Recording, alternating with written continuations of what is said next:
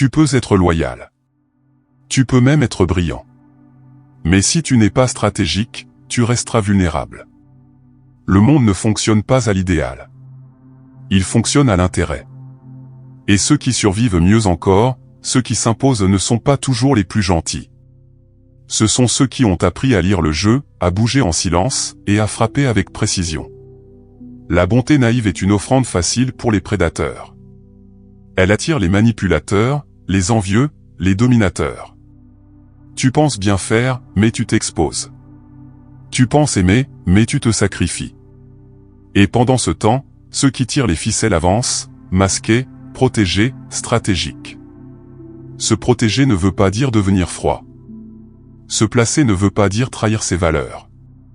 Se taire ne veut pas dire se soumettre. Cela signifie choisir quand, comment, et à qui tu ouvres la porte. La stratégie, c'est l'armure de l'esprit.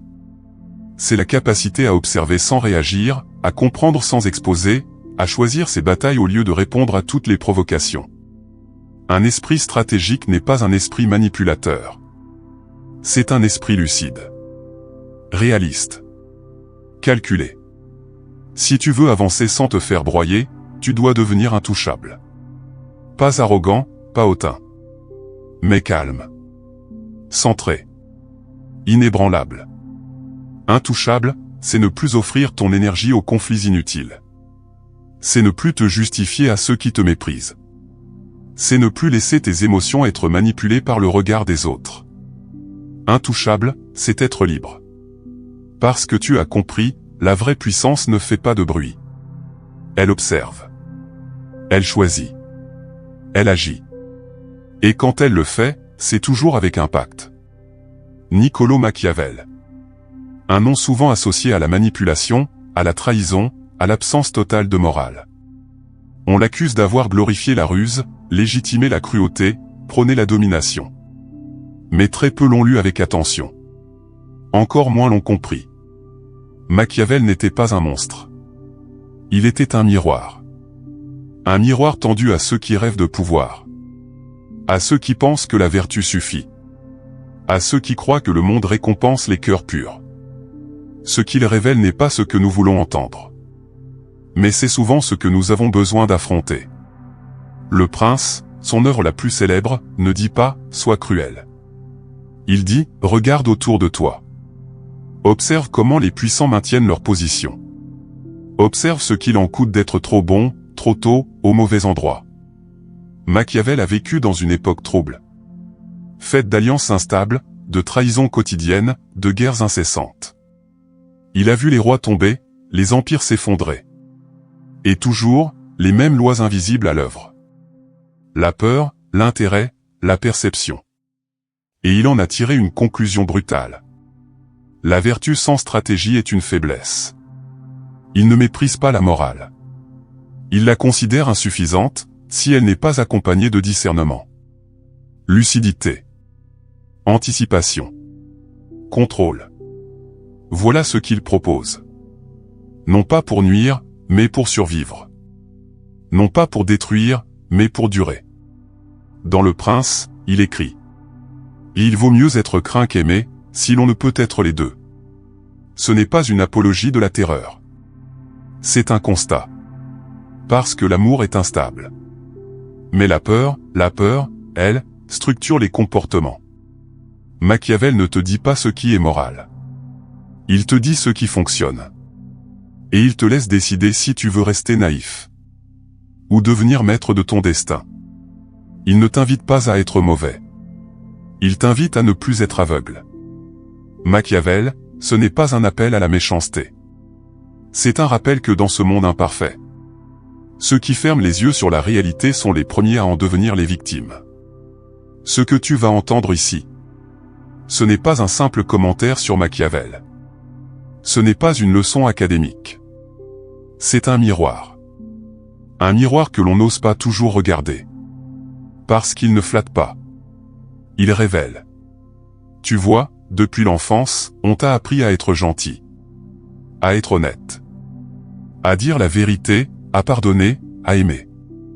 Et tu as peut-être cru que cela suffisait. Que si tu étais bon. Le monde allait naturellement te récompenser. Mais la vie t'a montré autre chose. Tu as vu des gens sans scrupules réussir. Tu as vu des manipulateurs obtenir des promotions. Tu as vu des séducteurs briser des cœurs et être applaudis. Et tu t'es demandé: pourquoi? Pourquoi la pureté échoue parfois, alors que le vice prospère?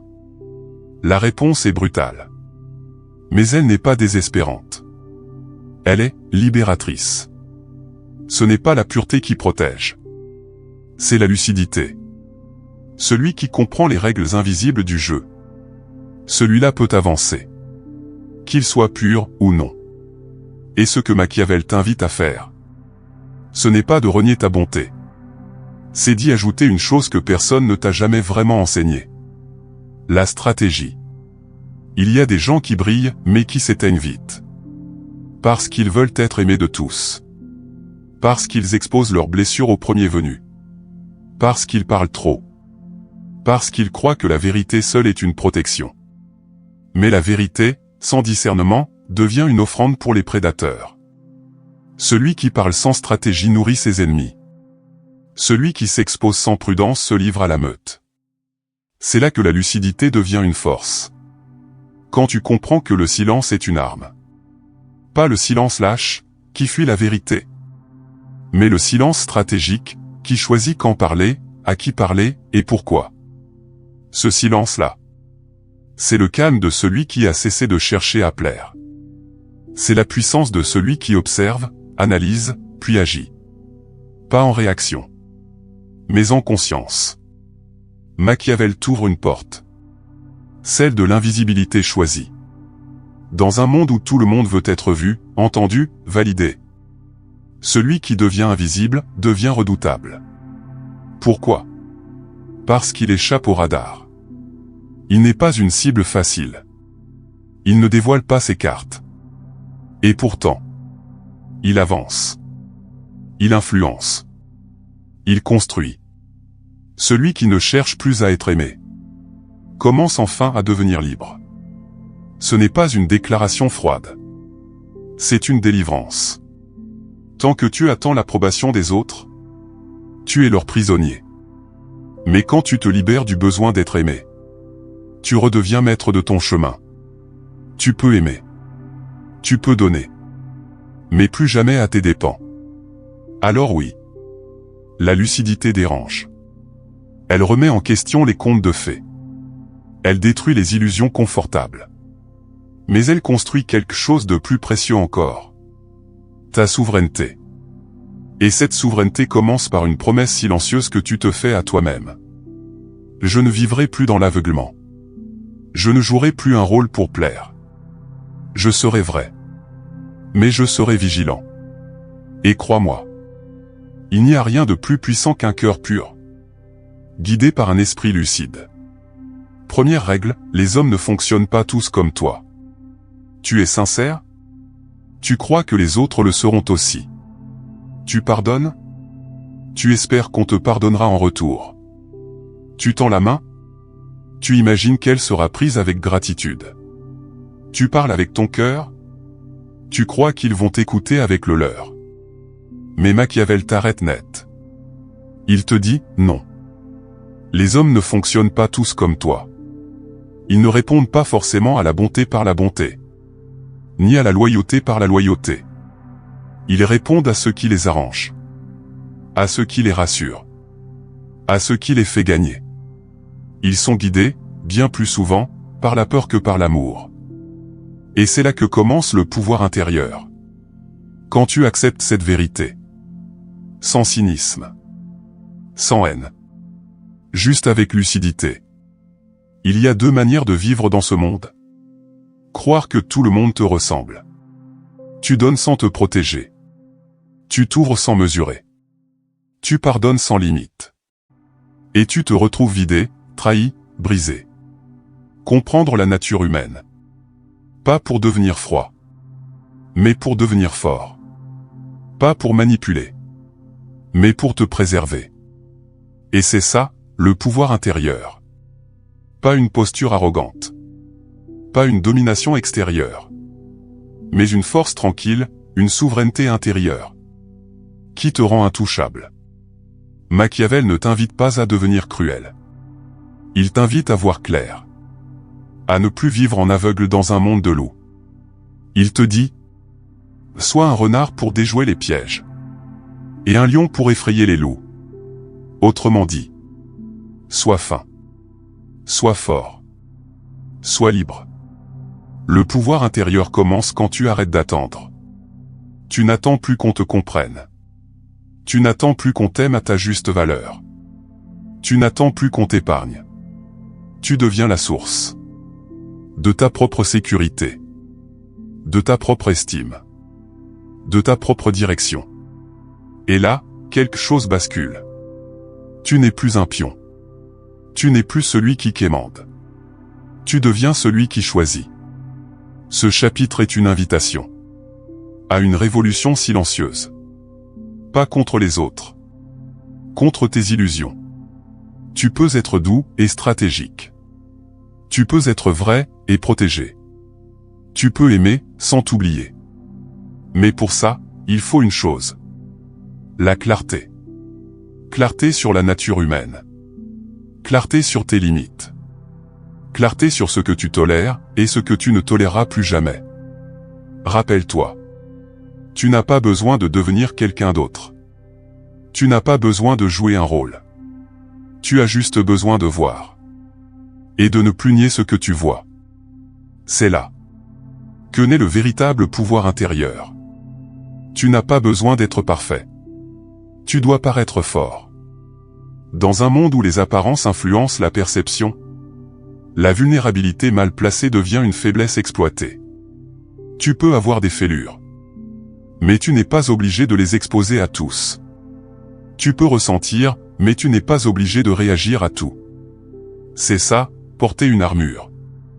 Pas pour cacher qui tu es, mais pour protéger ce qui compte. Tu n'as pas besoin de tout dire. Tu dois apprendre à te taire quand ton silence t'élève. Il y a des vérités que seuls les murs méritent d'entendre. Il y a des blessures que même les mots ne guérissent pas. Alors tu apprends à choisir ce que tu livres. Et à qui tu le livres. Ce n'est pas de la méfiance. C'est de la maîtrise. Sois doux, mais impénétrable. La douceur attire. Mais la fermeté protège. Sois ouvert, mais impassible. Tu peux accueillir l'autre, sans t'effondrer avec lui. Sois lisible, mais imprévisible. Donne assez pour être compris. Garde assez pour ne jamais être manipulé. Ce n'est pas de la froideur. C'est de l'élégance tactique. Un art subtil, celui de te préserver. Sans te refermer. De rayonner. Sans t'exposer inutilement. Tu ne peux pas contrôler le regard des autres. Mais tu peux contrôler l'image que tu renvoies. Et parfois, c'est cette image-là qui te protège. Qui impose le respect avant même que tu parles.